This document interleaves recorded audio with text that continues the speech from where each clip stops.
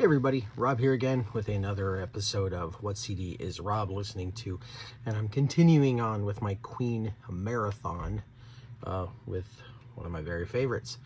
Sheer Heart Attack is the third album from Queen, released in November of 1974. Musically, it sounds very similar to the first two albums, even if it does feel decidedly less prog rock than the previous albums. This one definitely has more of a hard rock edge kind of sound, and indeed even a more metal sound, and well, frankly, fucking thrash at one point. Right off the bat, the guitars are just crunchy and sound phenomenal. Even the rhythm section of John Deacon and Roger Taylor have really hit their stride. And as I said, this is one of my absolute favorite albums from the band. The album kicks off with Brighton Rock, which is just one heavy tune with an absolutely insane unaccompanied guitar solo. Say that 3 times fast. It's just mind-blowing. Now, usually this sort of excursion should be left to the live show, but I could not imagine this tune without that guitar solo.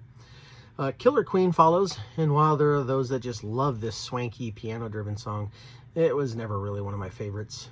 The next bit of music, however, is one of my favorite Queen run tunes of all time. Best played together, Tenement, Funster, Flick of the Wrist, and Lily of the Valley are just phenomenal from start to finish. The first part, Tenement Funster, is a Roger Taylor tune with vocals from him and acoustic guitar from John. I think the best part here are some of the vocal harmonies that sound just amazing. This hard rocking tune is damn near perfection as it segues flawlessly into Flick of the Wrist. There are some really cool things going on in this track vocally, and may have the best vibe in a Queen song ever written. With the contrast of the vocals and the guitar, this piece feels almost chaotic and evil. Lyrically, it's obviously about the evil people within the music business. You know, the ones that can't write to save their lives, but they take the money from the ones that can. Kind of bullshit, kind of sucks, kind of life. The last part of this medley of tunes, another Freddie tune driven by piano. Lily of the Valley is absolutely beautiful and showcases just how versatile Freddie Mercury's vocals really were. We also hear of the mythical land of Rye again, which is also really cool. Anytime we can hear about that. I wish he'd written a whole book or something about it. I would have read it. There's also a cover version of this section of music. Tenement, Funster, Flick of the Wrist, Lily of the Valley. The Dream Theater put on a bonus disc to their Black Clouds and Silver Lining album. Definitely worth checking out. Now I'm Here may be one of the best vocal performances that Freddie ever turned in. Okay, if not at the top, it's definitely in the top 10 or so for me. This song is definitely a vocal treat. That's not to say the music itself isn't phenomenal. Indeed, this track is a favorite of mine from start to finish. There's some killer guitar work from Brian May. The bass from John Deacon sounds phenomenal, and Roger's drumming is just amazing as always. It's a definite Queen classic. And The Lap of the Gods follows, kicking off side B of the album. This one is a total vocal mindfuck with multiple overdubs from both Freddie and Roger Taylor. Some really high notes from Roger.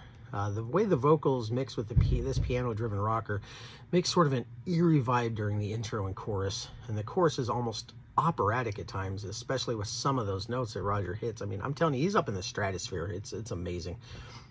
Unlike Lap of the Gods, which is a sort of melodic operatic rocker, the next song is an absolutely face-melting metal tune. Stone Cold Crazy, later covered by Metallica, who helped prove further how heavy the song is. This may well be one of the band's heaviest, most guitar-shredding tunes of all time. With the vocals sang over some driving percussion, the vocals themselves almost feel sort of like a percussive instrument during the verses. The guitar solo here is also just a face-melting metal feast. Indeed, this tune may very well have been the invention of thrash long before anybody said Metallica invented it, which may be why they decided to cover it. Next up are a couple of sadly forgotten tunes, but they're both wonderful. Dear Friends is a beautiful Brian May penned ballad sang by Freddie with piano and a heart-wrenching vocal performance. Misfire was bassist John Deacon's first songwriting credit for the band. It's an upbeat rocker with John playing most of the guitars and Freddie turning in a great vocal performance as always. This one definitely feels like a party track. Bring Back That Leroy Brown is very unlike the rest of the album musically. This one is sort of a honky-tonk swinging tune with some jumpy piano, a 50s rock sounding guitar solo, some stand-up bass. There's even some ukulele and banjo here. This is a fun tune with an absolutely fantastic drum performance. Brian May takes up the vocals on the next track, She Makes Me, Stormtrooper and Stilettos, with both Brian and bassist John Deacon playing acoustic guitars. This is another slow-paced rocking favorite of mine. Kind of brings us down a bit, which just shows how versatile and all over the place this wonderful album is. Obviously, the vocals that Queen are known for aren't in evidence, as Freddie doesn't sing here, but as always, Brian May is a fantastic vocalist and proves it here. Then the album closes with In the Lap of the Gods, ... Revisited, which I kind of prefer to the first. It's, I don't know, more just melodic and just sounds amazing. And it's a great way to end the album, and indeed, for many years, the band's live show.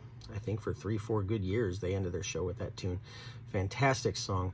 I can't say enough about this wonderful album. It's got to be in my top 2 or 3.